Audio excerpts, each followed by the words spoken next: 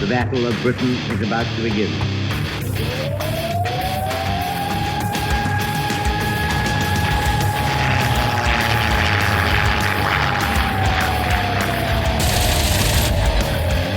Deep right, we got tanks up there.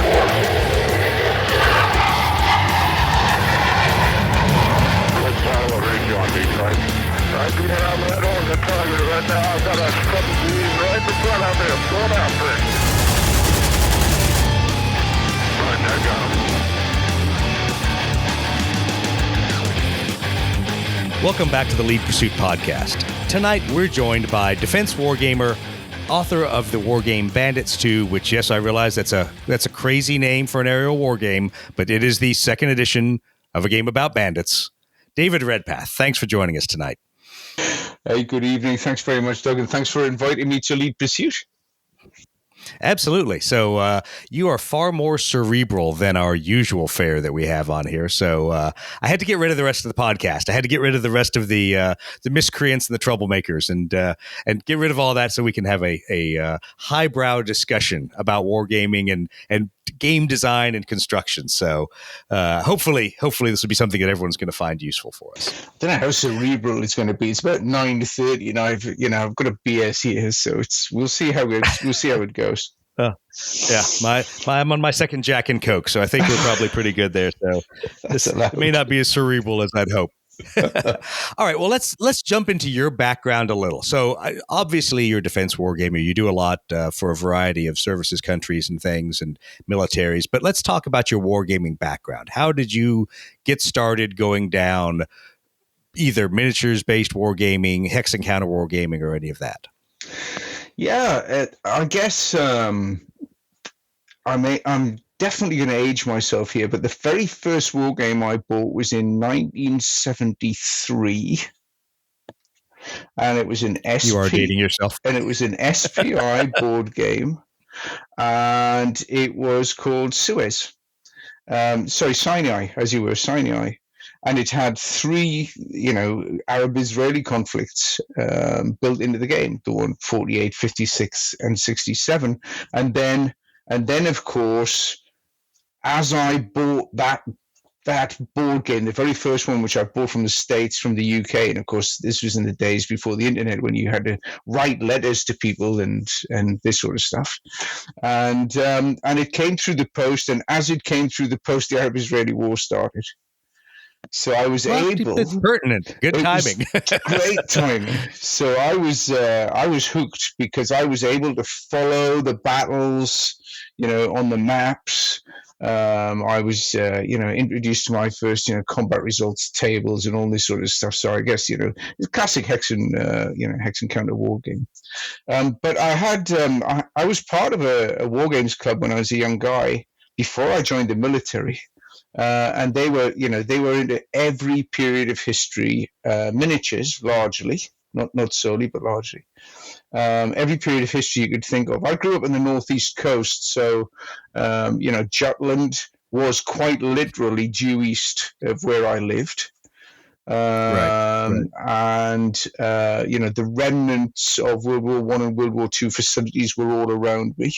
There was a gun battery on the coast. I lived on the northeast coast. There was a big 15-inch gun battery there, which was dug into the cliff to defend the Tyne. And there was a submarine base up the road, and a seaplane base and a fighter base from World War I. Were quite literally 4 miles down the road in a little country village just down from my home. So I was surrounded by military history, and became very interested in that. And of course, when I joined the military, I went off to Sandhurst and trained to be an officer there. And so I was very lucky, really lucky, to have as my military history instructor at the academy, the Royal Military Academy, Paddy Griffiths, who was, a huge war game influence in the UK, certainly. And some of the people who were at the very forefront of miniature wargaming in its inception, I guess, certainly in the UK, people like Brigadier Peter Young, who was an ex-commando, who developed a set of rules called Charge for Napoleonic War. Donald Featherston, I met on a number of occasions. So all of these people, Bill Lamming, I could go on, but they, these were the people who basically started off miniature wargaming in the UK and then advanced it beyond, straightforward sets of rules to, wargames development and a variety of other, what I'm going to say, perhaps you said it before, more cerebral sort of wargaming. I remember Griffiths saying, figures are now causing me too much bother, so we won't have any more. That's I can understand that. Well, I have one of Featherstone's books. I have his aviation wargaming, air power wargaming on the bookcase in front of me. And while it is a good read, it is so that period. And I don't know how to describe that period of wargaming where everything alternated between such precision and then such immersion. And I would laugh. I'd go, we've realized we don't need some of that. I mean, yes, it's cool to hang an airplane from the ceiling and fly it across your 12-foot table of your battlefield, but that might be a step too far. I think we can just put it on a stand. Yes, why would you do that? I got to that page and I'm like, fascinating. I do not think I will be doing that. That was wargaming those days. Yeah. And it was weird because there was a wargaming club at the Military Academy, and we did campaigns and studies of everything you can possibly think of, both professionally but also for fun in the evenings and so on. I was at the forefront because I did computer science. I'm an infantry officer by trade, but because I also did computer science, I had a background in computer science. So when the very first computer war games came out, I had a PC miles before most people, if you see what I mean, and therefore dived straight into every war game that was published. And as you say, some of them were terrible, and some of them were pretty good.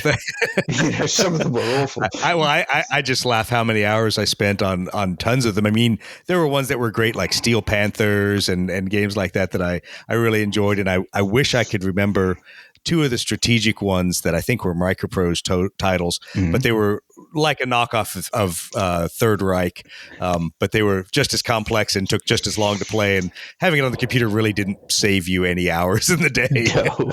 Well, some of those games, I think there was one called Flight Commander or something, and then Flight Commander 2, which was done by Avalon Hill. And it was a computer war game. It had, all the loadouts of all the aircraft, all the missions, altitude, G-lock, everything that you could possibly think of that you would put into, a game about aerial combat was represented there. And the graphics were clunky and so on and so forth. But, so I guess I've come, all the way through now to, Command on Steam and, all of the Illusion series, fighter games and stuff. But I think in my heart of hearts, I'm an infantry skirmish guy from practicality, and I'm an air power buff almost by coincidence because I did a couple of attachments to the RAF. And found it fascinating, and I guess it was the difference between what I was doing on the ground, where 3 miles an hour was like a top speed, to the straight absolute contrast of 200 nautical mile radar ranges and stuff. So I think that's probably why I got into the air side of it anyway. Well, it's fascinating, and we've talked about that on the podcast because obviously the wide background of the rest of the podcast members, and I've even talked with other defense war gamers like Phil Bolger-Cortez, who obviously works for the U.S. Air Force, but is a tanker by trade. And so he and I laugh about that. We can have very similar vocabularies. We can talk about similar actions, but yet just by virtue of the way we were raised in our own specialties, we think about things differently. I think at 480 knots, and he thinks at maybe about 25, maybe 40. And it's just it's two different ways of approaching very similar problems, but it's funny because it's ingrained in us by the kinds of problems we've had to solve, and the way we do things. And now I'm, after doing, fairly long stint in the defense industry, but also doing adult education as well. I got onto the training side. So I started seeing the correlation between experiential learning for adults. I got a postgrad doc in that, and games and sims, right. And people call them sims, but they're basically games with decisions. So I branched from using wargaming quite literally to plan real operations to becoming a civilian and using games to train everything from logistics to management techniques and so on and so forth. I was in the automotive industry for a long while and then went back into the defense industry. So it always draws you back. Yeah, it does actually. It's almost it's a hook, and so I get a great kick now. I work for the D&D up here in Canada, and I'm part of a section in our joint wargaming center, Canadian Joint Warfighting Center, and we design, develop, and run games for Canada primarily, and occasionally we branch over into other countries as well.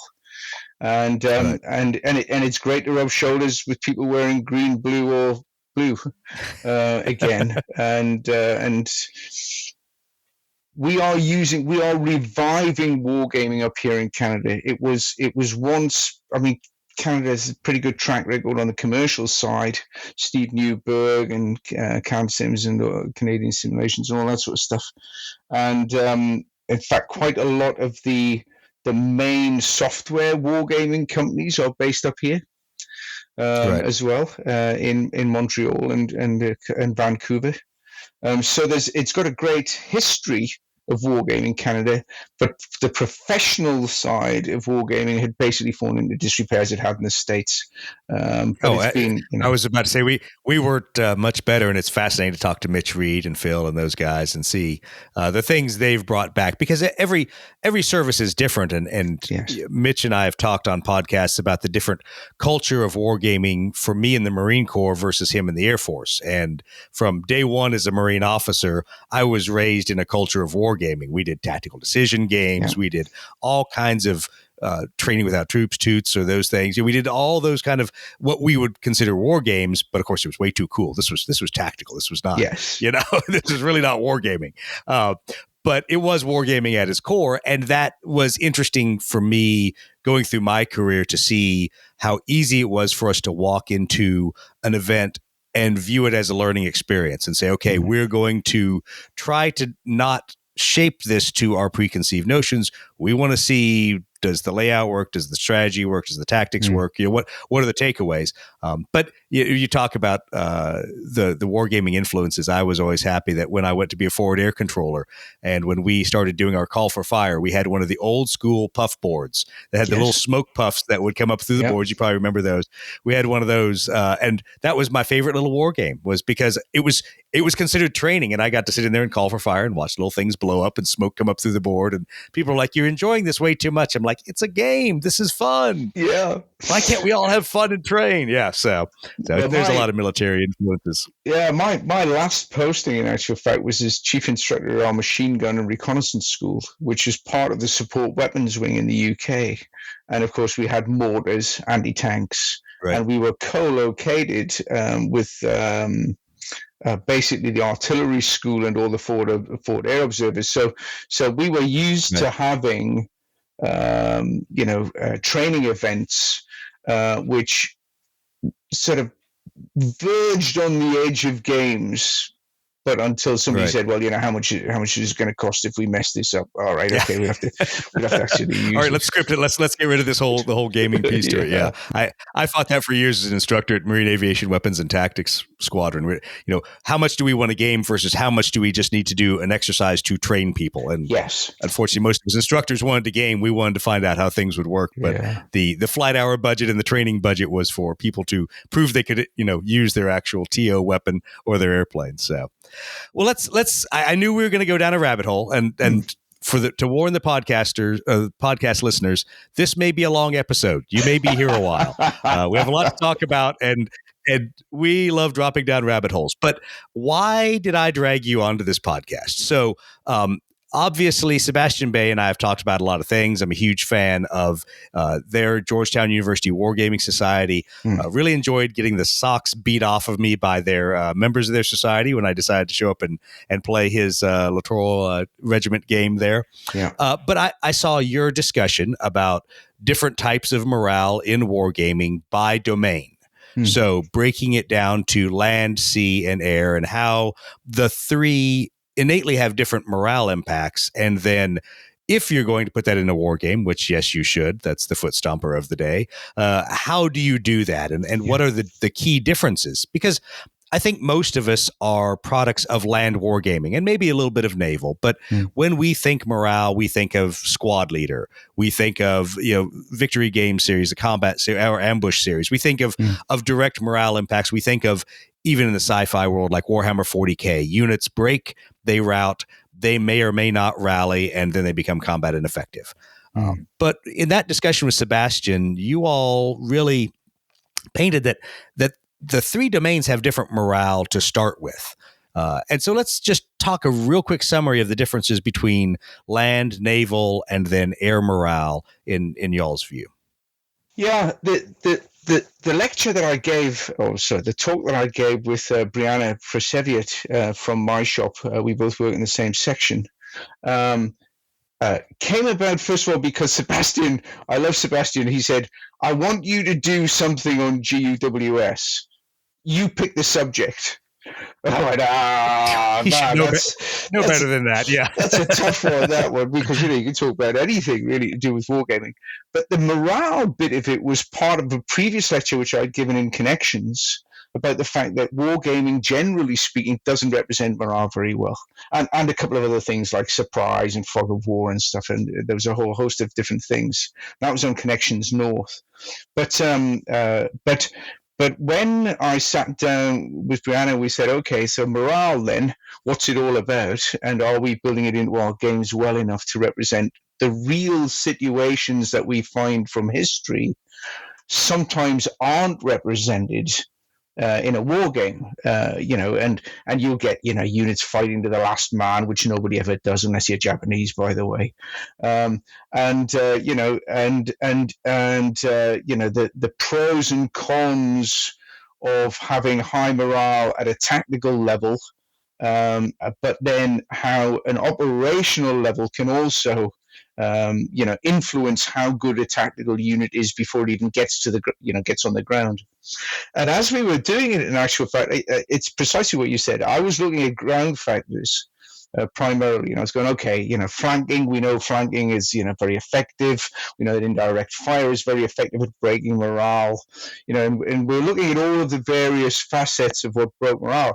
But as I was doing it, I was thinking, hang on, I'm from the Joint Warfare Center here. What breaks naval morale?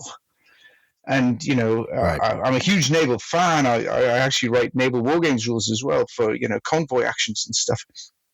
But the more I started thinking about it, I thought, man, this is totally different. This is totally different. In a ground domain,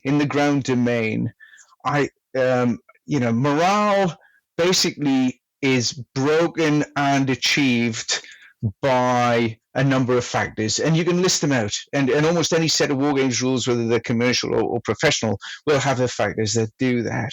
So, fatigue, training, experience, blah, blah, blah. At sea, though, if you are a sailor, and you're 99% of the sailors on a ship, you have zero choice as to where you go and what you're doing. The captain of the ship Exactly. and the commodore of a task force says, we're going to do this. And the guy says, yeah, flank speed and steer course, 060, and away you go. And the vast majority of the people on a ship, all they can do is do their jobs as best they can. And then at the end of the day, they're either sunk or they've sunk the other guys, or they've disengaged or whatever it might be with damage. And you could argue that the worst morale for a naval team is when, they have to deal with damage control, fires and this sort of stuff. I'm a veteran of the sort of Falklands era. I've actually met people from the Sheffield. I've drunk beer with guys from the Sheffield when they were burning, and they were saying, it was really then that you found out who had high morale or motivation and whatever, and who didn't, because the whole thing has really gone to hell in a handbasket at this point. So it's I've done naval damage control school, and I never want to do that for real. No, thank you. And my son's in the Canadian Navy, and he's done it. And he said, it's traumatic, and so it should be, because it gets you ready for the real thing. It does, I've always said that and SEER school are the two best training evolutions I've gone through, and you don't ever want to experience them. You don't want to know what goes on in them, and it prepares you to say, I'm never going to get put in that situation. So I've done escape and evasion interrogation. So again, I'm the same detail. I've done it once. Like, that's cool. Sorry, I'm too old to do that now. But, exactly. But morale for a ship and morale for a task force is completely different as well. So in the sea domain, the dawning realization as we prepared the lecture for GUWS was it's different. And then when I started looking at air, I went, hang on, that's different again. And it's different by era as well, of course. Obviously, if you go back to World War I, World War II, and then through to the sort of more modern era, if you like, up through Vietnam to the present day. So morale for air units and air individuals, and again, the ratio is even tighter between the people who are actually fighting. The ratio is even larger between the people who are actually doing the fighting and the rest of the organization. So, I guess it's, maybe, I don't know, 1 in 1,000 people in the Air Force actually fly something, or maybe it might be 1 in 2,000, depending on the size and shape of your Air Force. But for pilots and, WISOs or, radio RIOs, whatever you want to call them, 2-man or larger crews in World War II in bombers, B-17s and Lancasters and stuff like this, morale was completely different. And multiple missions. I think we forget that because our modern day concept of war and it is now being shaken by Ukraine for sure. But our modern day concepts of war, certainly in the 21st century, were, short, sharp, shock, Desert Storm type things. Morale didn't really come into it if you were on the winning side. There was no attritional fatigue type morale. 100 hours, I think, Desert Storm lasted, something like that. It was not much longer than that. But the air campaign lasted a little bit longer than that. But not months and not years. Right. Whereas some of the bomber crews and fighter pilots in World War II, quite literally fought from 1939 till 1945. That's pretty close to 6 years. And so the morale and fatigue and attrition, all this sort of stuff, are completely different for each one of the three domains.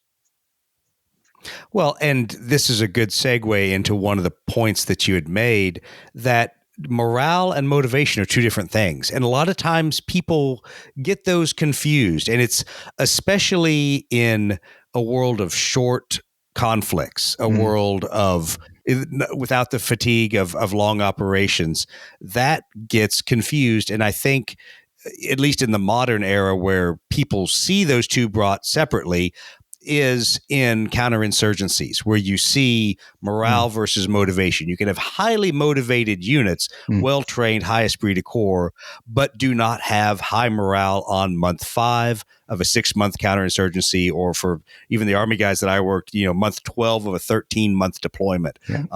They could be the best unit. That doesn't necessarily mean they have the highest morale, because there's been so many cumulative factors that have worn down. And we'll talk about it in a bit. Like you said, we always think of morale as all this list of factors that are positives and negatives that stack up, and that's an important part to it. But also understanding that those aren't all just at the tactical level. There are operational inputs, there are strategic inputs that all add up to those bonuses and minuses that sit on your stack. Yeah, and I mentioned that in the Georgetown brief, that motivation is an individual thing. You're motivated, or I'm motivated at mile X of a run. All right, I'm gonna get past this, or whatever it might be. I'm gonna get up that hill. I'm gonna paddle that boat to wherever it might be, whatever that is. That's an individual, almost a sporting like motivation to complete the task. Morale, if you look at the definition of it in most military formats, usually is more encompassing of a unit, a group of people, and it's exactly. The NATO definition actually is to continue the mission in the face of adversity, losses, and confusion, and this sort of stuff. So morale, morale's a broader concept. I think, you'll have individuals that are motivated within a unit, for sure. You'll have individuals that are motivated in life. But the morale of a country, the morale of an air wing, the morale of a squadron or a flight. And again, as you said before, I think that it's very different between small unit morale, cohesion of a flight or a small group, and then moving up to like the operational level, where you're saying this is set to a certain extent that there are more variables, but different variables that affect each of the 3 domains. So for the Army, for example, at the operational level, longevity, experience, training, these sorts of things are pretty perennial. You see that going on, and good equipment and good plans, and success or failure on the battlefield can swing it. In the air at the operational level, I think we're talking more about things like, have we got the better weapons system? How well maintained are our ships? Do we trust the maintenance side of the house? Am I rotating? If I'm part of a squadron in a long-term conflict at the operational level, is my squadron being given rest and recuperation, and an ability to retrain and replace losses, and so on and so forth? And at a strategic level, of course, morale is set to a certain extent by the example of the senior leaders, in terms of making sure they're not being asked to do something that they know they can't. And exactly. And there are many examples of that. There's a lot in World War II where air groups and air units, for example, on aircraft carriers, were being asked to carry out missions that were virtually impossible, but they'd have a go anyway. Only once or twice. And then after that, they'd say, no, we have to learn from experience. So I think there's a straight line correlation between morale and experience in the air. I think once an air force learns what it can and can't do, it's much more careful with its personnel. And that's probably to do with unit count as well. An army has lots of individuals, as we're seeing in Ukraine right now. You can mobilize 300,000 people, give them basic infantry training, and off they go. They'll not be very good, but they can do it. And let's not forget that Ukraine basically conscripted every male between the ages of 18 and 60 when the whole thing kicked off, apart from the ones that left the country with as sort of refugees. So there's there's an experience there. Most of those guys had no more than 7 or 8 days worth of training. Exactly. Well, and we've talked about it in very technical fields in the military. It's fascinating how morale can take on a I'm trying to think of the best word because we used it in our pre-discussion, but it is the reliability and your confidence in the equipment that you're given, because it doesn't matter how good of a pilot you are. If your airplane is not well maintained, you're going to fly it very well to the crash site, or as we use the example, if you are the lead bomber crew and you have to cancel for maintenance and you have to turn around because one of your engines has failed or there's some other catastrophic problem. Now someone else is leading. What's the morale influence of those actions and of those impacts? And that in a technical field is in a way like having a platoon commander or company commander taken out by a sniper, but it's also different because there's very much I had no control. There's nothing I could have done. It was literally this one wrench turner or this one widget failed or something conspired other than the enemy's action to put a morale impact on me. Yeah, and I think you're right. I think you can draw Venn diagrams as you and I chatted about before. You can draw Venn diagrams between men, machines, and material, and if you like, sort of planning and processes. If you like, you want to put those all. If they're all circles and they intersect, if you've got really good, well trained crews, then your morale will go up. Okay, even if they're not flying the best piece of kit, but marry that with good material, with a weapon system that is at least compatible with the enemies and preferably better or some sort of advantage. And it might not be. It's an interesting one for air. The difference between, say, for example, ground units weapons and naval units weapons is usually pretty marginal. A rifle's a rifle's a rifle. I would prefer to have a 7.62 versus a 5.56 because I'll shoot you from 200 meters further. But that's just me being an infantryman. Tanks. Everybody goes, Tigers versus Shermans or whatever it might be. Well, tanks are tanks at the end of the day, and if you get close enough, you'll penetrate anything. If you're talking about this sort of stuff, but in the air, there are many facets. Better than I do in terms of, power to thrust ratio, wing loading. Am I maneuverable? Have I got, have I got a longer range and endurance to be able to stay in an area to complete my mission versus the enemy who can only be there for a little while and then have to go away.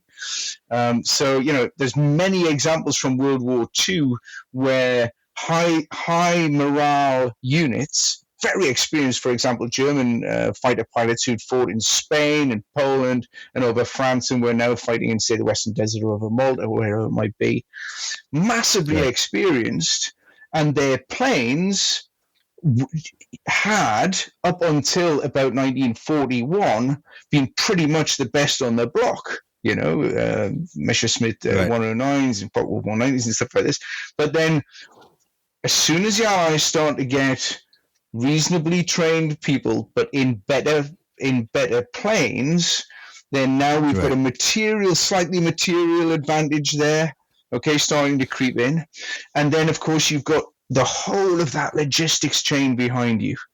How many aircraft can you put holes in and still repair them and still get them up the next day? Sortie rates and this sort of thing.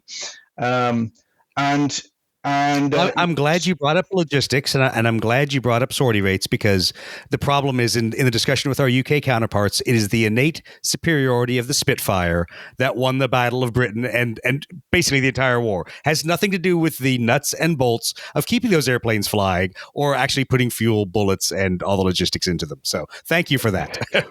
well, because I'm not actually from the RAF, you see, I can read these accounts of the Battle of Britain and go, but really, hang on, we outnumbered the the Luftwaffe most of the Battle of Yeah. Britain? Shh, don't mention that. Don't mention that. Don't mention that. Don't let the facts get in the way of history. No, that's right. But all of these factors, I guess, really where I'm coming from here is that all of these factors, in much the same as in the land domain, much the same in the naval domain, but different factors affect the morale and motivation, the motivation of the individuals, but the morale of the units in an air environment. And I think you and I, we pulled together a little table, experience, weapon or aircraft superiority. At a tactical level, shock and surprise, and perhaps at an operational level, you can think Yom Kippur, 67, 6-day war type things. Right. And you can also, correlate it a little bit with naval warfare. Naval morale at an operational level tends to have been shaken, if not broken, by the loss of, say, for example, a particular flagship, or a particularly heavy defeat in one battle. So, I'm going to quote the Falklands again, but, the sinking of the Belgrano basically put the Argentinian fleet into port. After that, they went, hang on, if we go out there, we'll probably lose something else. They probably wouldn't have done, but psychologically, they went, we're not going to go and play that game again. Conversely, the Argentinian Air Force threw themselves day after day after day after day, at the very limit of their range, but had virtually no turnbacks and did not cease to press, an attack into the landing areas and later on, in various other locations on the islands. So they were at a disadvantage in terms of equipment. They were at a disadvantage in terms of missile systems. They were at a disadvantage in terms of intelligence. If you want to go, to that, I know where the enemy is? What's my SA? But they didn't stop coming. And there's a reason they won the World Cup. There's a little, Argentinians are by default, they're by default hardy people, and people have forgotten that, I think, a lot. And how their culture is, and what a bootstrap kind of culture it is, and it's just rooted in a very border agrarian frontier kind of world. It's the gaucho spirit. Not giving in. Yeah, it's the gaucho spirit. It is. Yeah. Well, you really alluded to it here, and I want to dwell on it a moment, because games, if they simulate morale, tend to generalize what the route is. And we kind of laughed that's very different in each of the domains. And most people's image is from the land domain, that when you break that unit, it ceases to be combat effective, whether they just go to ground and surrender or they leave the board and rout.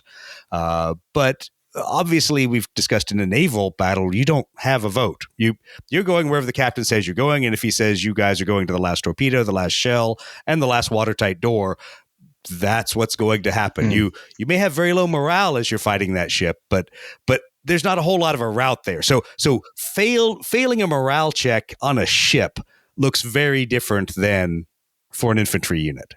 Correct. And I think failing a morale check for an air unit it is also different again. Exactly. So if route is relatively speaking rare, if you look at history, complete disintegrations of units and armies and so on can happen, but generally speaking, it's a pretty rare occurrence. What tends to happen is people just sort of stop fighting, and the best, by the way, I'll quote a book here, a book by Leo Murray, which you may have read, called Brains and Bullets. And it's very much a fact that when units start to not do things, they either flee, in other words, they just stop doing the mission and move away in some way, shape, or form. That can happen in any one of the three domains, or they'll freeze. They'll continue doing the mission, but they won't be able to react, if you like, to what's happening around them. They're just sort of going through the motions. And then there's another one who uses 4F's, what's the other one? Oh, fight. You know, if you're cornered, but your morale's going, well, I'll still fight you because the alternative to that is just being, you know, potentially being murdered, if you like, just shot down. Right. And the other one is fussing. He calls it fussing, where basically people sort of try to do stuff, but it's not really combat. Right. It's not really very combat effective, but nobody's going to know that I'm not actually doing my mission. Now, in the air, that's really quite tough since the days of radar and AWACS and GCI and so on and so forth, because and even I would perhaps go as far back as the invention of the gun camera. So you know, when you now were able to look at gun footage, you'd be able to see whether or not a person, when they came back to base, a fight. I'm talking specifically about fighters here, right? But even the flash cameras on the Lancasters in World War II, you know, bombers and B-17s as well. You know, lots of film footage of whether or not they're hitting the target, whether or not they actually even made it to the target, which is actually quite interesting. So I think that a route in an air scenario is if you have the ability to disengage because you realize that you're disadvantaged, and or you really don't want to press it because your morale is down. You know, that positive column of morale has been decreased by, I don't know, fatigue, multiple missions, losses, weather. Yeah, absolutely. Yeah. I mean, the turn back rating for a good raid in World War II in Europe was, you know, between 5 to 6%. That was a really good. That was a fantastic. If you managed to get 95% of your aircraft to get over Germany, you were doing really well. And that was because of the maintenance and the wear and tear and so on. If you now look at the maintenance rates of modern aircraft and modern UAVs. You know, I think it was in the congressional hearing on the F-35 a couple of years ago that, you know, it was regarded as good if you could get 50% of them up. 50 to 60% was good, and that's not because the maintenance teams aren't, you know, clever blokes. They are, but the machines are inherently more complex, and there's more systems. Absolutely. You know, it's a combination of systems and systems. But back to the route. You know, I think in air, you don't route, you find some reason to not go there. Exactly. And we discussed that, and there's a fascinating difference with aviation and when you, in a sense, cross the line of departure and you're now, you know, as we say, across the fence, across the blue line. There's a lot less options to turn back at that point. There's still a few until you find yourself either in that aerial engagement or over the target or in the enemy's the weapons engagement zone of their defenses.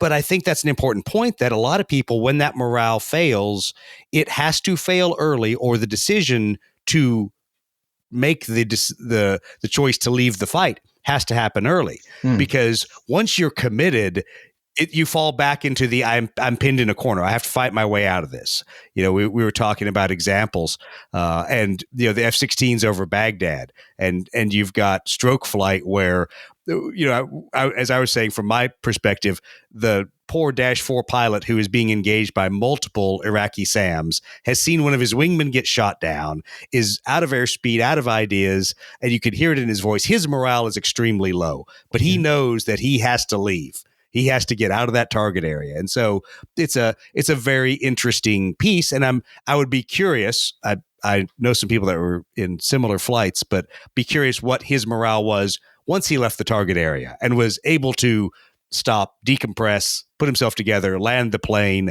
That's the real test of what the morale effect was, not him and the individual action of leaving the target area. That was a survive or die kind of mentality there. Yeah, and I think because air combat, you know, people say it's quick, but it isn't really. Usually you've got a lot of ingress time, and usually you've got a fair bit of, you know, egress time as well to think about what just happened and to think about what's going to happen. So I think that's that speed of decision in terms of, I'm not going to do that because that's too risky or whatever. I think there's a chap called Lord Moran. I mentioned it in the Georgetown thing, who characterized courage as being like a bank account, in as much as you can keep on drawing from it to a certain extent, but then once you get into deficit, it starts to get really tricky. And I think if you look at air combat, that drawing on or putting something into the bank of courage is done at a unit level.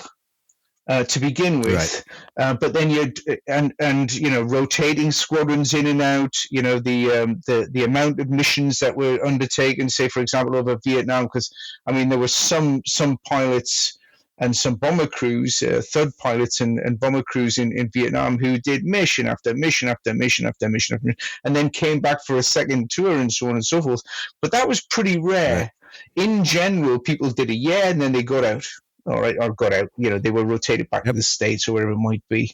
So I think that morale in air operational levels is to do with unit rotation and replacements and training and these type of factors.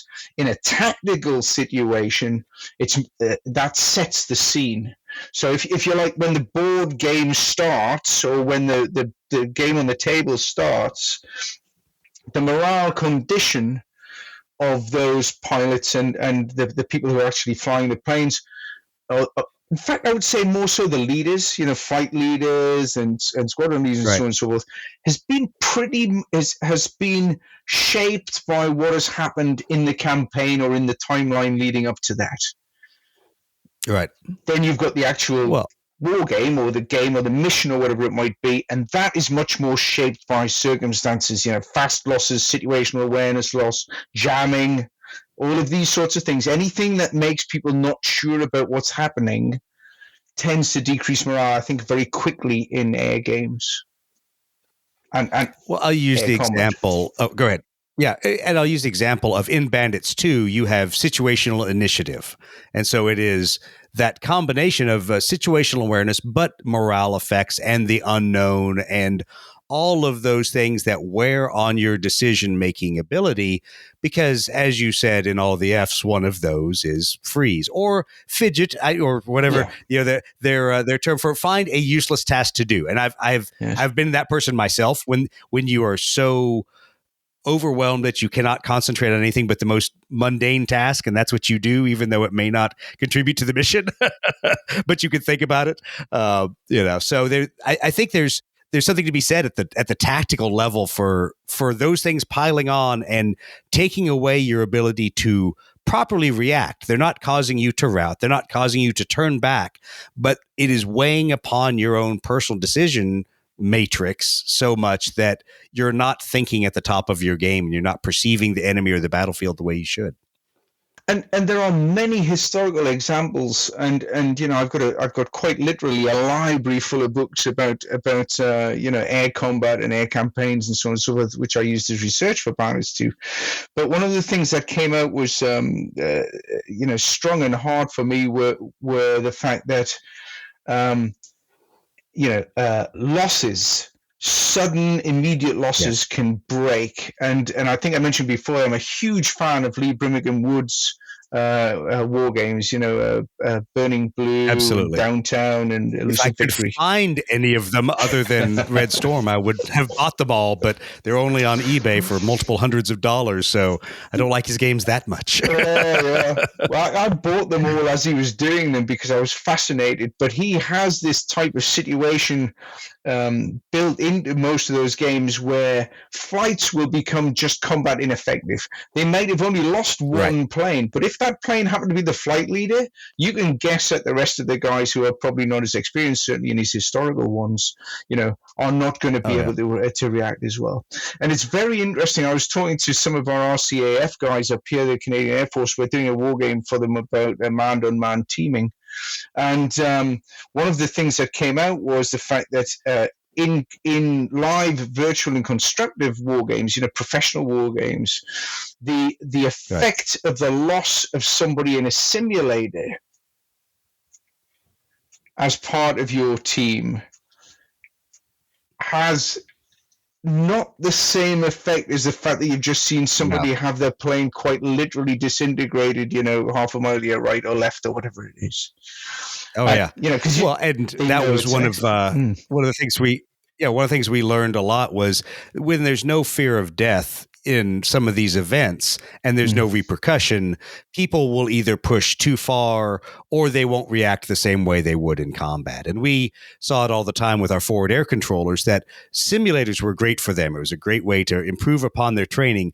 But until they were out there on top of the hill in the desert with a radio and an airplane dropping a 2,000-pound bomb that could end up on them if they did it wrong, then all of a sudden everybody was a lot tighter with how they did business. And so it's that combination of different methodologies and understanding that how people will behave in some of these situations, you can't simulate until you're there. You can get pretty close. It was always one of my biggest arguments with at the time when General Mattis was head of Joint Forces Command. And he said, we can just simulate everything. It's like a Hollywood movie. I'm like, no, sir, it's not, because I'm not scared in a Hollywood movie. I might jump when the guy comes out from behind the screen with the chainsaw, but I'm not scared for my life. On that hill dropping 2,000-pound bombs, I might be scared for my life, depending who's dropping them.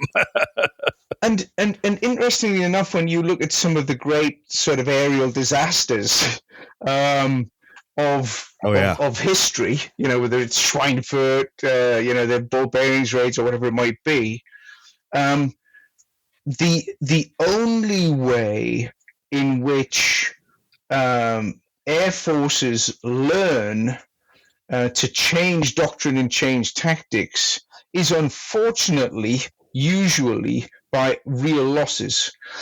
Training and exercises before a war don't necessarily, they may give you some doctrinal steers, if we've got stealth, maybe we want to shoot BVR all the time, blah blah blah. It'll give you some generalities, but until the the losses start mounting up and missions start to not be performed because of either losses or morale breaks or whatever it is, and we're seeing that in Russia right now.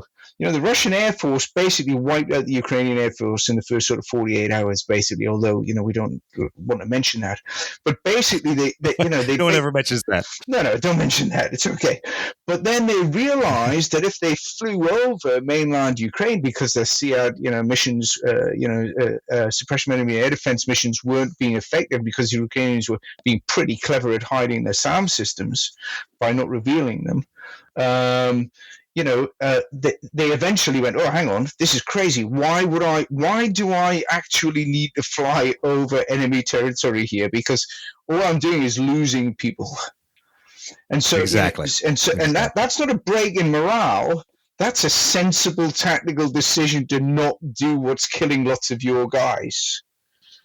Well, I laugh because we made the same mistake in Vietnam. Why did we transition from a MiG cap to a bar cap? We realized you don't have to cap over the airfield. And in fact, if you cap over the airfield, there's probably SAMs and AAA that are going to wait for you the next time you do it. Yeah. So you're going to set off somewhere further away, draw the bandits somewhere else, draw them away from the strike package or push them away from the strike package, but don't cap over the top of the threat. That's how you get killed. Yes. And I think you probably saw the slide that I put up in Georgetown. I think it was something like 70% of all US Air Force losses in Vietnam were to AAA.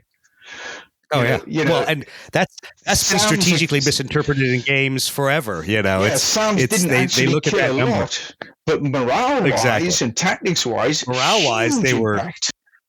Well, and that's a very important piece to distinguish. And I pick on Dan Verson from DVG Games because as Phil and I have worked on Fulcrum Leader and Eagle Leader, there's things we've had to kind of decompose and wonder why he did a certain way. But because of the takeaway from the air war in North Vietnam, that AAA downed so many airplanes, it is too deadly in most of the Jet Leader series games. while they forget that the SAMs did have a huge morale impact because they were an area denial weapon in that sense. Yes. They carried this 14-mile bubble with them that went everywhere and you just didn't go into it. But the problem is you misapply that into a game and all of a sudden you have a KS-19 howitzer that is automatically causing you stress and killing you 50% of the time, which isn't really what happened. No. It didn't kill 50% of the flights that flew over. But if you flew unsuppressed, without maneuver, without jamming, into a radar-guided heavy AAA, your days were numbered, And so it's those fascinating nuances. And what we talked about before in terms of the what you mentioned before about route.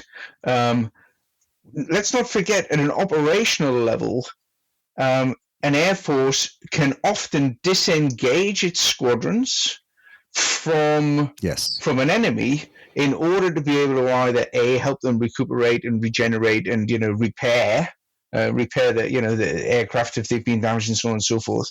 But I mean but sometimes it's just a case of, all right, we're not winning this one. We aren't winning it the way we're doing it. We need to scarp it. And and we saw that in Vietnam, where North Vietnamese jets flew quite literally into China, and could not be pursued into there. We saw it in Gulf War I, where about half of the Iraqi Air Force said, "This is silly. Let's we'll go." Decided to become the Iranian Air Force. We'll go to Iran. We were just fighting them 5 minutes ago, but it's okay. It's still better that we put them there. Okay, it's not here. It's not here. And Kosovo, you mentioned Kosovo. MiGs that just went and hid. They were putting the railway tunnels and all sorts of stuff out the way. There's a great 2 books that just came out from Hellion Press that I have that they literally talk about the ban on flying that happened after, I believe it was the 4th MiG-29 shoot down. Mm-hmm. And they just, the Yugoslav Air Force or the Serbian Air Force just said, it's not worth it. It is not worth flying those assets now. We will not achieve anything. And then one of their squadron commanders, I think about 20 days later, said, you know what, I'm going to go for one more mission. And he got shot down, and then they banned all flying together. Yes. They're like, there's no point. There is no reason to get airborne because they will find you and they will kill you. It's more important to use those assets at another time. So, and we're back to that air superiority, air supremacy, air dominance sort of situation. that's historically very rare. There's only been a couple of instances of it, and as you say, and I thought it was interesting when you said there about SAMs moving around in terms of the morale effect. With S-400s and S-300s, that's hundreds of kilometers of bubble now. Unless you happen to be stealthy. So the possibility of getting dinged by an advanced air defense system, especially with the density that you see around sort of China, Taiwan, anywhere in those sort of areas now, it's pretty high in actual fact. I think. Well, I use the example from one of our pilots in Kosovo who talked about the morale impact of unlocated SAMs. Yes. And so there were obviously a lot of SAMs that were not out there, not known where they were. You didn't realize you were in a threat weapons engagement zone until the missile came off the ground. And hopefully your radar warning gear also told you that. As he told us, he said the worst day of his life was when he looked down and saw the Serbian SA-3 come off the launcher and start climbing up at him. He said the best day of his life was when the missile turned and tracked his lead. Which his leads exactly. So his lead, and I've even told the story that as much as I make fun of the F-16 CJ seed guys, we loved them. We wouldn't have gone in country without them. But my happiest day was after all of us had been shot at, and we were really running out of country. We dropped our bombs. We were trying to get out of there as fast as possible. And I heard him behind us saying, Razor 5-1 defending, Singer 2. I'm like, thank God you guys are finally getting shot at because we've been taking all the shots today. So it's one of those moments where you feel bad for the other guy, but you're like, at least it's not me that's the guy in the hot seat now. And we're back to that sort of that sort of perennial point, which is a morale shaker, if not a breaker, then a morale shaker, which is lack of SA. So if you've got good GCI or you've got good AWACS cover, from miles away, as far as, AWACS are concerned, the further they are away and able to do their job, the better, because they're big vulnerable targets. But to lose that either instantly or generally speaking, not really have confidence in it, I think is a factor in morale. And I built it into Bandits. I mean, I just reread Martin Middlebrook's book about Hamburg, the raid on Hamburg, and it was the very first time that window was used. They'd had window for a while. They tried it over the UK. They went, yeah, okay, this works. It'll jam the radars, but they really didn't want to use it because it was going to blow the secret, if you like, as soon as they used it, because it'd be all over Germany. So they kept it until they had a really big raid, over Hamburg and a really big target. But if you read the accounts from the German fighter controllers, who, generally speaking, had a pretty good air picture. They knew what was going on, where the raids were going, and so on and so forth.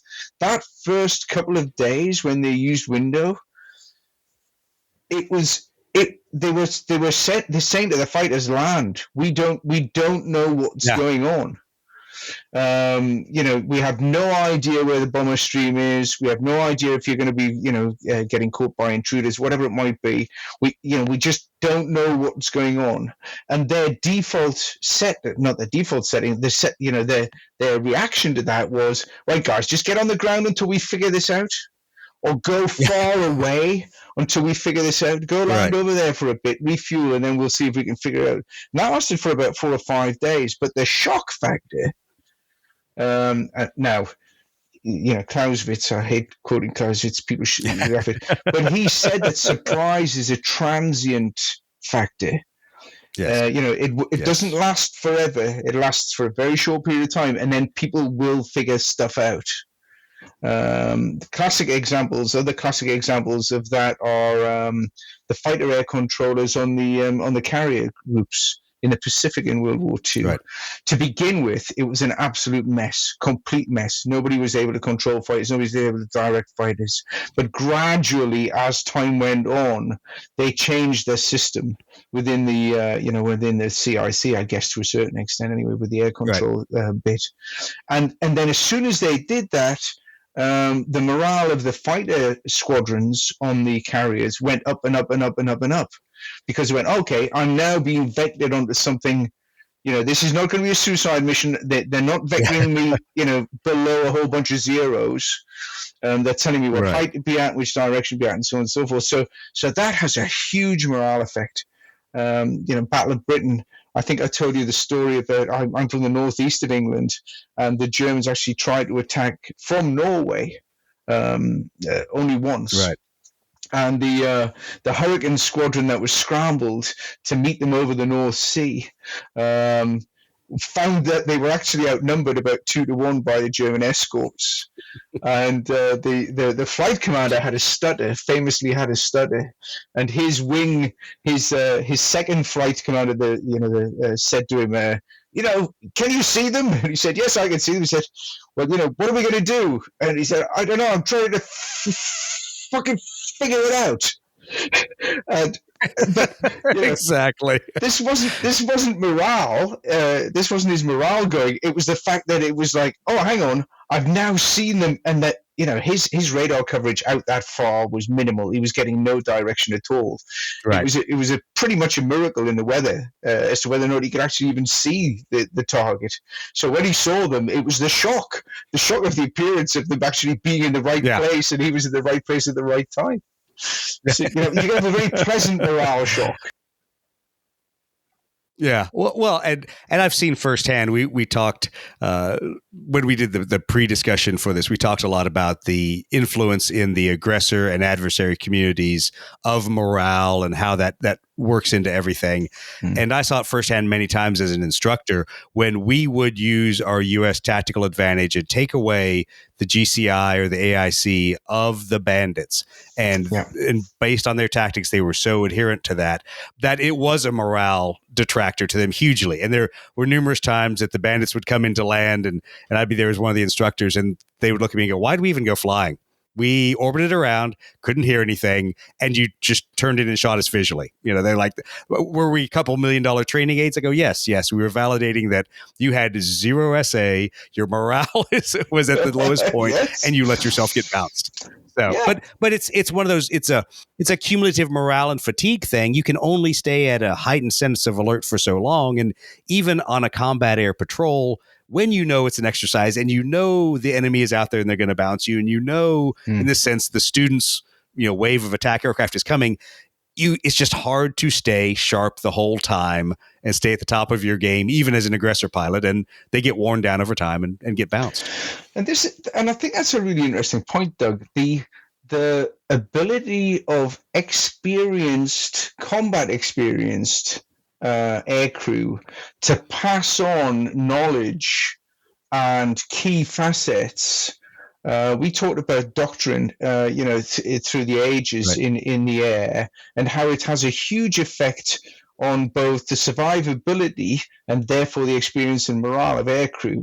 So in World War I, Oswald Bolger, basically figured out fighter tactics, for the era. Exactly. But his main contribution wasn't the fact that he figured it out and was shooting down, British planes left, right, and center, but that he passed it on to the other members of his squadron, and including Richthofen, for example. And there's one example, but it was the being able to pass on, never attack into the, always look out for the Hun in the sun. There's these little phrases that were passed around the squadrons. There wasn't any there was no after action reports. There were no lessons learned teams. These were guys who were, in World War I, they were pretty much figuring it out as they went along anyway. Every facet of aerial warfare. But by the time you got to World War II, people had realized, I think, that having an experienced squadron leader or a flight leader who was able to train the rest of the members of that flight, or an experienced bomber pilot. Very, very often, one of the things that people don't realize that is in World War II, bomber crews self-selected. They used to put everybody who just passed the course into a honking great big hangar and say, "Sort yourselves out into crews." That's how it was done. I can't imagine that. Yeah, they said, "Okay, everybody in there, come out in crews of 8 or whatever it is for the Lancasters," and they self-selected. So they went to see people that they knew, but very often the captain of the aircraft was not necessarily the ranking guy. He was the pilot who had the most experience. Often it would be a sergeant commanding, officers and the rest of the crew, for example, in a bomber. And that's so morale in that instance was being raised by having somebody who knew what they were doing and being able to pass that around within the unit. Well, and I think we talked about an interesting corollary to that is the morale impact of a loss of confidence, and not even just a loss of confidence inside a crew or a loss of confidence with the command, the squadron CO, but a loss of confidence with either allied or attached units. And, we talked about bomber crews who would recognize the tail colors, the nose colors, the wing markings of certain fighter squadrons, and that would be a morale boost because they knew those units stayed with and escorted you in and stuck with you the whole way and would escort you out if you were in a wounded bird. But then there's also the problem that there were sometimes squadrons that were unreliable, and that was a negative morale hit when you'd look out and you go, "Oh, it's that squadron again. I remember they left us last time before we got to the initial point." And or didn't turn up, and right, yeah, well, exactly, didn't make the rendezvous. Everybody's on radio silence. I'm going to meet you at point X at time Y. You get there and they're not there, and I think the negative effect of that was mitigated to a certain extent. I think the command structure, certainly in the UK, realized that if you co-located or geographically co-located fighter squadrons and bomber squadrons, especially the B-17s flying out of East Anglia, the fighter squadrons that would be with them would come and visit. And they were getting to know each other, if not socially, then, sort of outside of just the missions they were flying, so that you knew that, that squadron there from the 91st, they were the guys that we drank beer with in the pub down the road in Basingbourne. I know exactly where they were. But so once that affinity was formed, and I think also that you get that as a problem as well when you see the Italians and the Germans trying to cooperate, for example, over the Mediterranean.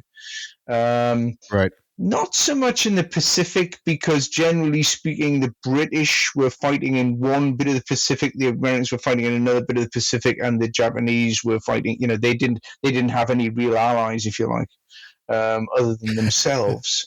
But yeah, I think coalitions and multinational operations can be either really good or really bad for morale, depending on previous experience and the amount of training that you've had. Absolutely. And it's fascinating as you talk about units that may not have trained together but build habitual relationships. We were very, very fortunate to have a very aggressive Air Expeditionary Wing CO for the Air Force units that were at Al Jaber with us at the start of Operation Iraqi Freedom. And even though we had not trained with them, we had not worked with them, the fact that we were co-located and could just go over, we would see them in the gym, we'd see them in the chow hall. We knew who they were. And as you built a relationship, when those units would check in, by default, you treated them differently because you had a little bit of a relationship with those crews. Sometimes you'd recognize a mission call sign that you knew who was flying that day. And I know, especially for us as Marine forward air controllers, the Michigan, I believe it was Michigan, Air Guard A-10 squadron that was there with us, they were great. And we really didn't like working with a lot of the other A-10 squadrons, but we liked those guys because we were all in the same base. We'd get together, we'd talk about, debrief the mission afterwards, and there were no egos involved.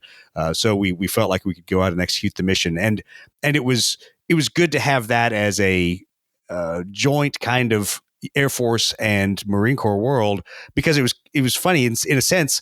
Some of those Air Force squadrons we became closer to than Marine squadrons that were not co-located with us. So if a Marine squadron would show up from the carrier or one of the Harrier squadrons would show up from the Gulf, we didn't necessarily treat them, unless we knew who they were, we didn't necessarily treat them the same way as even some of the Air Force squadrons that we flew with, because we'd built that close and tight relationship.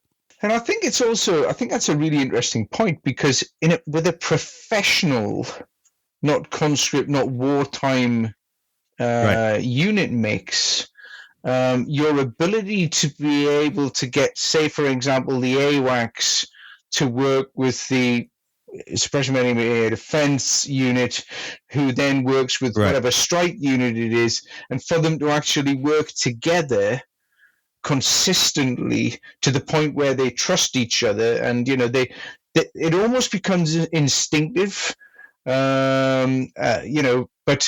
that can be done much more readily in a smaller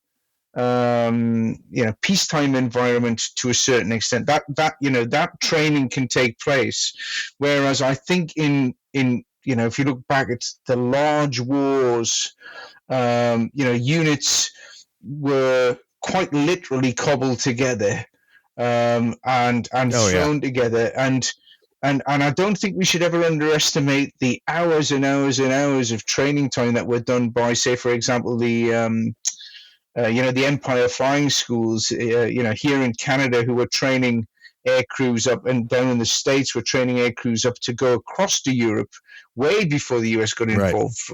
3 years basically. Air crews were being trained by that organization, and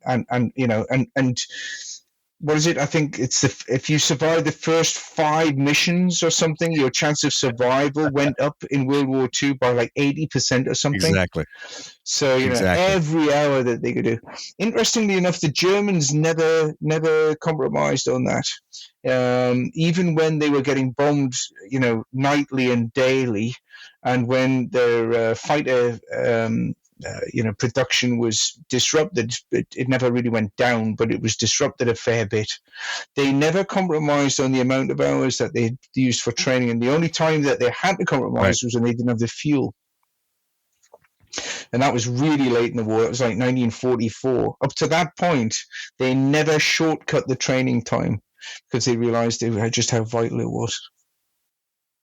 Oh, well, and we've talked about it, that there's several inputs like that are confidence building morale inputs, that it's your training, it's the maintenance that goes into it, knowing your maintainers, knowing the command. So knowing the missions you've been handed, that you're going to be given, yes, a difficult mission, but no one is asking you to do a mission they wouldn't do. Yes. I won't bring it up here, but you and I talked offline about some of the morale suppression that can go on when commanders literally tell you that you shouldn't be flying this mission. Nothing in that country is worth your life. And you say, but General, you're still sending me in there twice today and 2 times and 3 times tomorrow.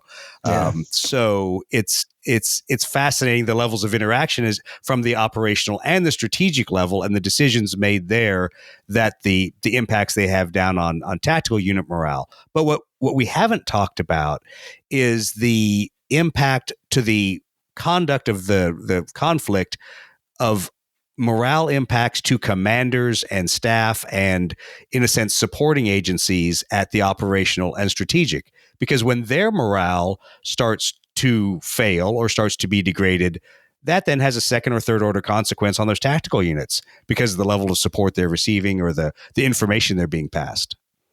I think you're right. I think some of it's information, and I think some of it's also confidence building as well. If you think about World War II air commanders, almost every one of them had been a very experienced combat flyer in World War One. Everybody laughs at Goering and says, that his sort of, uniforms and stuff like this. You got to remember that this guy was an actual First World War ace with something like 20 or 30 kills to his credit. So, his credibility with the air crew of the Luftwaffe was huge. So if he said to them, go and bomb these things over here, they went, okay, because you know what you're doing. And it was the same for Park, Trenchard, LeMay. Not so much. I'm not sure if he fought in World War One. I don't think he did, but he certainly did half a dozen missions. And American Air Force generals, in actual fact, it was judged as a badge of honor if they didn't fly in the lead plane on at least a couple of missions. So it was you must really, you have to do this.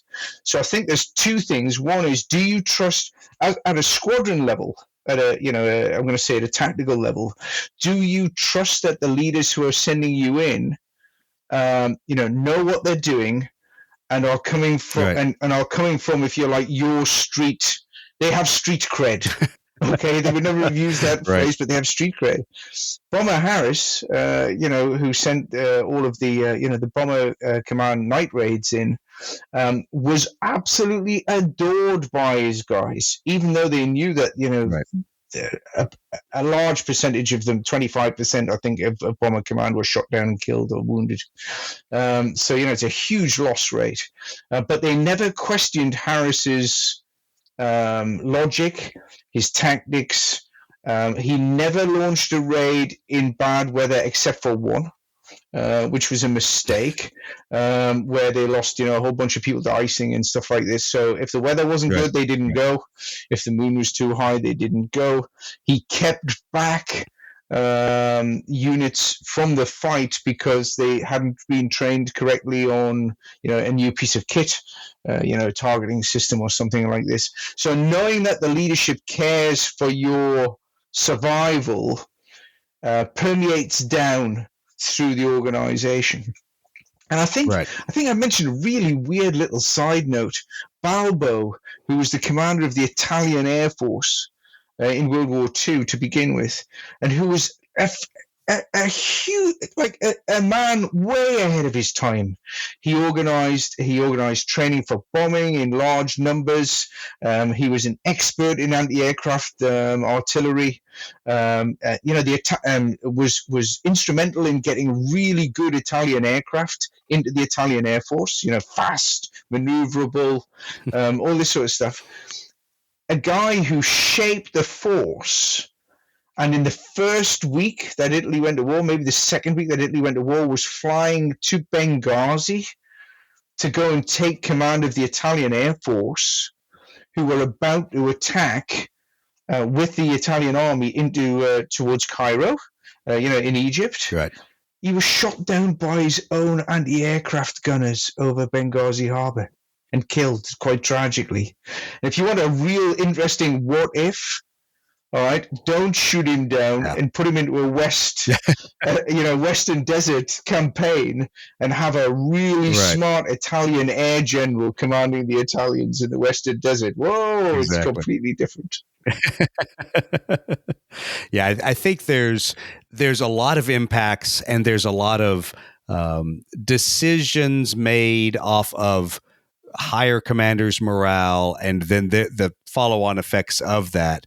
And as we talked about, especially in coalitions, that there's times that the commander sees an inability of forces to fight together, an inability of them to even communicate about the most basic things, and that then, in a sense, wears on the morale of the commander, because he is less likely to be bold, less likely to put those units together in an operation where they might have to rely on each other, and they might have to very rapidly come up with a counterattack or a counter plan that they probably won't, because from what has been demonstrated in previous actions, those two units don't play well together. And that's, I think it's something, especially in air, where there is so much of aviation being a pickup game. Who are the crews that are going to show up to be your tankers? Who are the crews that are giving you AIC, GCI? Who are the other fighters that are escorting you? That when there is a bad mix in there somehow, that weighs heavily on the ability of the commander to perform those missions as a large picture. And we've talked about it before in terms of how do you represent it in hobby wargaming. Right. And I think you can represent that type of morale break or morale waiver, if you like, before, as a precursor to the scenario. So, absolutely. So you can decrease the number of aircraft that are actually present because they didn't make a rendezvous, or because they decided that it was like not a good day to do it, or whatever it might be. So you can have that sort of coalition thing.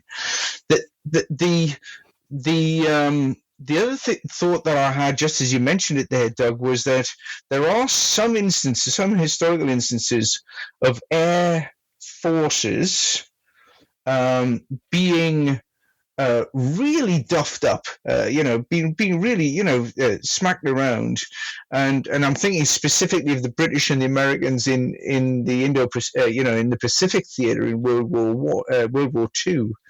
Where they took really bad losses. The Japanese planes were arguably superior until people figured out how to combat their particular advantages and so on and so forth with thatch weaves and all these sort of tactics and things. But there are instances where air forces have been quite badly smashed up, but then have recovered enough to be able to give themselves a bit of breathing room. So I think a good war game, if you're talking about it from a hobby perspective to a certain extent, a good tabletop war game should, if preferably, have some sort of linkage between those pilots and that unit and the next mission. So almost that little mini campaign sort of scenario, a bit like Hornet Leader and these sort of things that were done, and so you can track fatigue, you can track experience, and that is a much richer depiction of real air war, Absolutely. Well, and I think it's the problem for most of us that are squad leader babies or Panzer leader. That was our first game. There really aren't that many campaigns in that kind of a game. You don't see the morale effects accumulate yet in a game like Hornet Leader, Phantom Leader. You see that with the cumulative stress over time, and even though it's very extrapolated and very generalized, it does represent that cumulative fatigue in a morale effect on a unit. Doesn't necessarily have to take everybody out, but when it takes the key player out, takes your flight leader out, or the lead of a key asset or enabler, your EA6s, your RB66, whatever asset that you need, when that person is the one who is low morale, fatigued, has millions of things weighing on them that can be affecting their morale. Maybe their maintenance is not that good, and so they're not really looking to push the mission and go that far in country. There's a lot of different factors that I think games ignore at their peril, but know they must generalize. Yes. And I think that's always the difficulty. And that was one of the things I wanted to get to here tonight, is I wanted to say there's some things we know games ought to simulate and ought to model and ought to force you to think about. But at the same time, we're not saying that you have to take every one of those effects into account. No. And for all the people listening to the podcast, I'm sorry, when you go view it on YouTube, you will see some of these things that we listed out there and some of the effects we've talked about. But the reality is the games are generalized to make them either more accessible, so you can actually finish it in a reasonable amount of time, or more enjoyable, so it's not a lot of bookkeeping.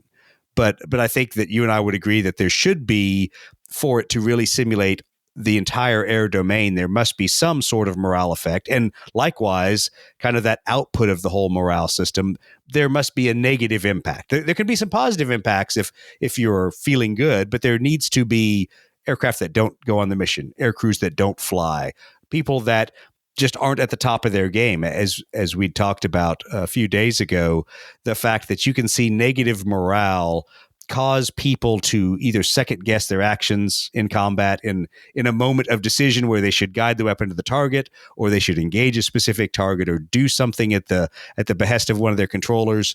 That indecision, because they're just not confident that everyone is behind them, that all the information is right, or that the situational awareness picture is there.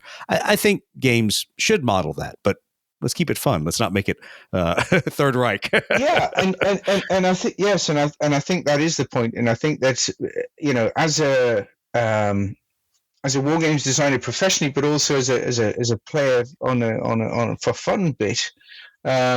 I think the minimum that you should have in an air game is different levels of experience.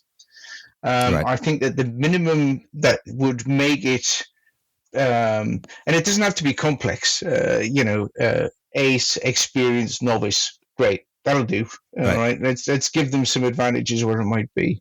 But I think the other thing to think about, and I'm not so sure that it is as common, we discussed this the other day, as perhaps it should be, is that if the player is representing a single individual pilot, it might be a really quite good thing to say, well, is that, what level of morale is that pilot at today? And you give, especially if you're playing a team based game where everybody's a pilot, you've got 5 or 6 guys playing together or ladies playing together or whatever, and they say, okay, and not each person knowing what their morale start point is, either drawn randomly, which could be quite fun, or get them decided if you want, But there's a fascinating, I think we talked about, there's a fascinating methodology that was used in a game which is based on S.L.A. Marshall's writings, designed by Paddy Griffiths, who I mentioned earlier, where each individual was either a fighter or a non-fighter. And interestingly enough, pilots and aircrew were and are often chosen for their slightly aggressive nature because it's a risky thing to do. So there's a character trait there that you're trying to select on to begin with. But to have that situation where you're not sure if the guy on your wing is really all in and is really going to protect your bass, or whether or not that flight that's over there that was supposed to come screaming in from sort of east is not really screaming in from the east. It's sort of dawdling around, and you're going, "Come on, man!" And so I think you could have a lot of fun. It's almost a role playing aspect to the game because well there is, and I think you talked about it. So for people who have not played, I believe it's Men Against Fire. Men Against Fire, yeah. Is the system that those cards that you draw they're kind of specific in some ways. They'll tell you, okay, you can fight, but you can't cause damage to the enemy. You can't get killed, and you can't cause damage to the enemy. So there's interesting combinations in there that do make it a bit of a role-playing game, as you have to think, okay, what does this mean? Does this mean I launch my missile and then I turn off my radar? What do I do to guarantee that I achieve my personal morale or moral code victory conditions that then tell what I'm going to be able to do, and it's going to have a positive effect, vice weighing on the individual. But I think that would be interesting. It'd be a fascinating. I've told people. I told Kevin at DVG the other day when we were having dinner. I said someone needs to make a fighter role playing game. I realized it would be a bunch of arrogant people in the same room, but it might be fun role playing. For that reason, because as you say, we do try to select in fighter aviation specifically very aggressive, very self-confident, action-oriented people, self-confident, action-oriented people. Those are the kind of people you generally surround yourself with in aviation. But there, in even Marine Corps fighter squadrons, Air Force fighter squadrons, there are people that are not as aggressive as others. And it's funny because when you get in that ready room, you tend to think of that guy, he's kind of passive. Well, he's twice as aggressive as the average U.S. citizen. He's just not as aggressive as your CO, your flight leader. Yeah, this guy over here. Yeah. So it's interesting, but there certainly is, and I've seen it firsthand. I know we talked about it. I won't relate all the sea stories here, but I've seen firsthand aviators that are good aviators, competent aviators, good officers, but I've seen them when they pull their punches in combat or when they just don't act because they're really not all in on killing the enemy. They're there to support the Marines and they're there to do whatever, but I don't know if I really want to engage that target. They what if it in their own mind. And that's still a morale thing because once again, if they were out there, they saw Marines being taken under direct fire by the enemy, they would engage. Yes. But when it's slightly questionable, when the enemy, have they surrendered? Have they abandoned their vehicles? Are the vehicles, are they next to a town instead of in a field? All those moral decisions that in a sense have morale impacts because now that person has to live with the consequences of their actions. And let's also not forget that the reality of the accuracy and BDA, bomb damage assessment, or damage assessment from the air has historically been awful. Terrible. It's been awful. Well, I had this argument with some of the pilots that I work with, and I was raised to use the term bomb hit assessment because that's about as good as I can give you from the air. I can say, did it hit where I intended? Did I see it detonate? As to the damage, as to how many bad guys I got, or did I even really destroy the vehicle? Who knows? That's someone go up there and exploit it and poke holes in the side of the tank to see if I actually got through it. Well, I think I told you that I'm a closet carrying operational, operations analyst. But I've got a fantastic OR book here, which was a compilation of a guy who went back into all of the operational research studies that were done after Normandy, and of course, the generally accepted myth is that rocket firing Typhoons and Thunderbolts and stuff like this massacred hundreds of German tanks and Hanemags and all this other stuff in near the Fallet Gap and all this and for sure they got some, but in actual fact when they went back probably about a month later and started counting up the various places where all these air attacks, hundreds of air attacks had taken place. Actually, we didn't kill that many with from the air. Yeah. I mean, there was quite a lot disabled, and lots of soft skins, but not very many armored vehicles, really. And the Germans would wait till the night time and they'd fix them and then they'd dry them off, So Yeah, it's like Kosovo. We talked about that, even with my A-10 friends who had claimed a lot of armor kills, and then we saw all these very pristine looking tanks and APCs leaving at the end of the peace accords. Yeah, we're like, I thought we destroyed them all, because as you do the BDA and you count up, we've destroyed 2 times as many armored vehicles as the Serbs had when they started this conflict. Yes, yeah. So it's BDA from altitude is notoriously bad, and overclaiming as well, and not intentionally overclaiming. I mean, I think the figures in World War II were about ×7, and I think we're seeing that in Ukraine as well. Actually, if you count up how many Russian tanks have supposedly been killed, well, it's like, oh, really? Okay. I mean, it's getting easier. I'm the first to tell the story that I'm as bad about that as a forward air controller, because we would come back and we would report our BDA and report the BDA, the flights that worked with us, but then they'd go back and they'd report their BDA, and the ops and intel guys, they were not cross-referencing that. Yes. So everybody's tanks and vehicles got all totaled up. And one day we destroyed the entire. High-fived, we've killed loads of them. Yeah, exactly. We're like, that was 2 missions. We took out maybe 6 tanks, I think. Now, why is it 18 tanks on the board? So, yeah. So there's a little bit of that. But having said that,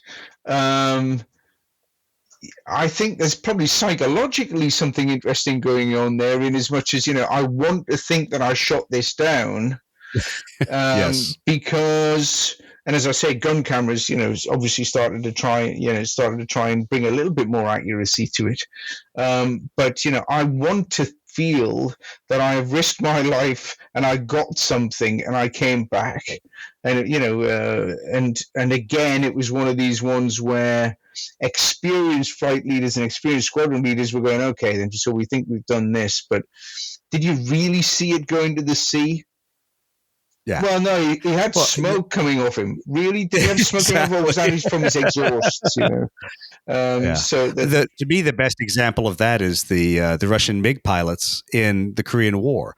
And you read their accounts in Red Devils Over the Yalu, and it's a great book. I tell people, if you haven't read it and you want to do any Korean War gaming, you need to read it to understand why all of our assumptions, both from the Russian and communist side and from the UN side, are all absolutely wrong. Because even in there, so many of their pilots were reporting cannon engagements at 1,000 meters, and their squadron COs who were World War II aces. We're going, no. How can you hit the broadside of a barn with 223s and a 37 at that range? Yeah. And so it was the wishful thinking, and they were like, "Well, I saw smoke." Well, there was also a lot of anti-aircraft fire at that B-29. Are you sure that you got it, not the anti-aircraft, and vice versa? And there's a lovely account, in actual fact, of I can't remember who it was now. It was one of the German aces. Over Molde or somewhere like that, who got isolated and was being pounced on by three British fighters, and he fired his guns so that it looked as though he was actually on fire, and then he broke away into some clouds, and they all thought that they'd got him, and it wasn't. It was actually the exhaust from whatever. But I think morale in all 3 of the domains is not very well represented sometimes. I think the air domain is particularly interesting because it has that long morale game, if you like, in terms of months and weeks and all of the things to do with training and kit and logistics and support and leadership. But it also has that real sort of instant, am I going to put my neck out here moment, in a very time compressed situation where I think probably experience counts more than morale at that point. I think you're fighting or you're running. It's a bit more like naval at the tactical level. I can either stay and fight, but this might not be a good idea, or I'm going to get out of Dodge and I'm going to come back and get him later. And most of the aces, if you're talking about fighter combat, most of the aces, were very, very, very astute as to when to engage and when not to engage. That's why they became aces. Yeah. Okay. That's why they lived long enough. They didn't just find every fight to go into. Yeah. Yes. Yeah. So it's a fascinating subject, and one which I think, it's underutilized. Let's just put it that way. Absolutely. We have just scratched the surface of it. I would love to talk longer, but I also know that you have things to do. I have things to do. Our podcast listeners, their eyes are rolling back in their head from this cerebral of a discussion. They want to know rules, modifiers, die rolls.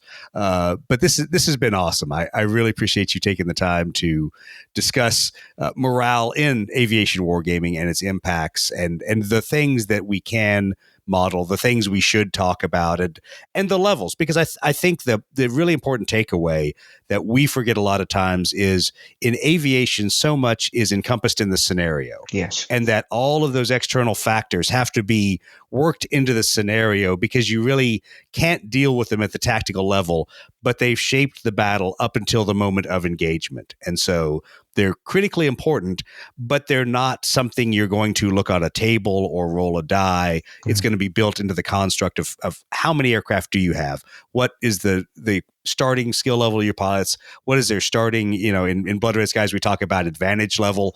They might be flying great airplanes, but if they are at a low morale point, they may not be at the top of their game. So they might not have advantage. They might not be flying as well as they could. So I think there's a lot of ways it can be modeled, a lot of ways it can be interpreted. And I think that, at least for those of us that do mostly aerial wargaming, it's a fascinating challenge to see how we can incorporate that into a series of games. And I think that last point there that you just made is perhaps is my sort of last takeaway on it. And that is that if the scenario is going to represent something in a period of time, at a point in time where something has happened before and something will happen afterwards, then you are going to get, if you can have any sort of continuity in your wargaming, play 3 missions or whatever it might be, even if they're short missions, you can extrapolate between them. So the first one, right, everybody are novices. They're very enthusiastic, very gung-ho. How many losses did you take? Okay, well, let's extrapolate for the second game, which may be faster or whatever it might be, depending on the system that you're using. Let's play the second game, but let's assume now that they're not quite as gung-ho. They've seen some of their mates get shot down. They've lost a couple of experienced guys. Their situational awareness has decreased a little bit because they're just concentrating on getting there and getting back. And then, if they're successful, they shoot down some enemy and they do a couple of successful missions, then you bump it up a little bit. You give them something else in terms of either their essay or their skill or whatever it might be. So I think multiple games, not iterative, because that's more on the professional side, but linked scenarios, yes, or even, as you say, some sort of random table to say what has occurred to this squadron before the game starts, and keep it secret from the other player. Right. All right. This looks like a really tough squadron, and the other player's going, man, I'm going to have a real hard problem with this. But in actual fact, by some previous means, you have a history where that squadron, in actual fact, is really not wanting to do this. It really does not want to be there. It wants to be at home. And I promised. Yeah, I promised our listeners we did not tell him about the Blood Red Skies campaign system. So I did not. I did not preload David with this information. Yeah. The thing that we've learned from playing a game like Blood Red Skies that is so much about combined effects on the morale and breaking squadrons and causing squadrons to disengage instead of last man standing, everyone being shot down, that is part of the fun of the game. Is there's a story between each one of these. If the squadron only lost one airplane but still left the fight in the first game, that's going to be a different impact than if they lost half of their fighters before they broke and left. So there's a lot of different ways you can extrapolate a narrative to that. And as we've said, at the end of the day, it becomes a little bit of role playing. And I think as much as we as wargamers want this very hard line between very serious, war games and role playing games, there's some elements of the RPG that transition well and that influence and allow us to put ourselves in the narrative of those squadrons and in the situation that those aircrew are facing and their concerns and what is their morale going into that next scenario, knowing they still have to do their job or find a way to abort out of the mission. And in 5 years' time, that might not be the case because you'll have unmanned unmanned assets with AI on and so on and so forth that can do some things, and they're fearless. But well, you assume they're fearless until we get the first AI goes, that's a really stupid mission. I don't want to do that. well, that was going to be my final point, in as much as, up to this point, manned aircraft have a human factor, and, morale and motivation is a key point. For an AI-driven platform, somebody has to program a survival instinct into these things. Yes. Because otherwise they'll just be like kamikazes, and you'll lose them all. Right. I think that the latest RUSI report from Ukraine said that 9 out of 10 drones that are being employed are being knocked down, pretty much instantly. By whatever means. Right. So to have a very expensive unmanned system that can do what a manned system could do, they're going to have to be programmed with some sort of survival instinct. Otherwise, they're going to be just doing, doctrinally, they'll be stupid. They'll fly into envelopes, which are, you shouldn't go there. Really don't go there. So that, although I think we've all validated that when they draw the big red circles and hash marks, you fly there a week later, you're like, where was all the stuff in this circle that was supposed to kill me? It's the same place, isn't it? Did they just disappear? Exactly. You're like, who from Intel drew this circle? Because apparently there was nothing here to start with. So everything was over there, the area where they didn't draw a circle. So yeah. Yeah, good stuff. Well, awesome. Thank you for sharing your time. I really appreciate it. Undoubtedly, we'll get together and have a discussion at some other point, and hopefully we'll link up at either Connections, one of the events. I know Mitch and his crew keeps trying to drag me to those, and since I'm not a professional DoD wargamer, I try to avoid those. But definitely it'd be a good time to compare notes and to talk about aviation morale more. So thank you for being on the program. Actually play a war game. That would be the thing to do, I think. Crazy. Why would we do that? Why would we do that? Why would we enjoy our getting together? Yeah, thanks very much for inviting me on. It's been quite interesting.